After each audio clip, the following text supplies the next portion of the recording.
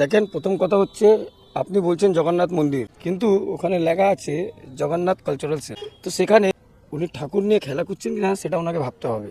প্রভু জগন্নাথ আমাদের আদর্শ, আমরা স্নেহ, ওনার সঙ্গে আমাদের একটা আদি জুড়ে আছে। যেরকম কি আমি এখানেও এসেও দেখলাম বা এখানে জানলাম, পুরীর আমাদের মন্ত্র যিনি বললেন যে জগন্নাথ ঠাকুর সবসময় কাঠের হয়। ওখানে কি হয়েছে সেটা আপনারা জানেন। দ্বিতীয় কথা, পশ্চিমবঙ্গতে যেভাবে কালচারকে নষ্ট করছে মুখ্যমন্ত্রী ভাবা উচিত।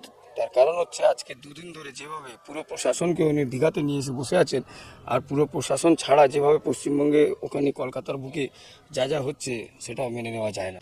শুধু দমকল মন্ত্রী না, তার সঙ্গে দেখবেন দমকলে যত লিডার ছিল তারাও এখানেই রয়েছে। ভিড় করাতে নিয়ে আসা হয়েছে, তো সে তো আছেই বাস্তবতা, কিন্তু আপনাকে বুঝতে হবে যে সিঁড়িগুলো যদি ওখানে থাকতো তাহলে কাজ দিত। আজকে ওই সব সিঁড়িগুলো এখানে এসে শুধু হোর্ডিং লাগাবার কাজে এসছে। তো অর্থাৎ আমি আপনাকে যেটা বললাম কিছুক্ষণ আগেও, যে পুরো প্রশাসনকে এখানে নিয়ে এসে জনগণকে বিপদে ফেলে ওনার কোনোদিন ভালো হবে না, মঙ্গল হবে না। নিশ্চিত আপনি দেখুন পরস্পর কিরমভাবে পশ্চিমবঙ্গে অত্যাচার চলে আসছে, কিরমভাবে মানুষ নষ্ট হচ্ছে। সরকার কি করছে? রাজ্য সরকার কিছু করছে না।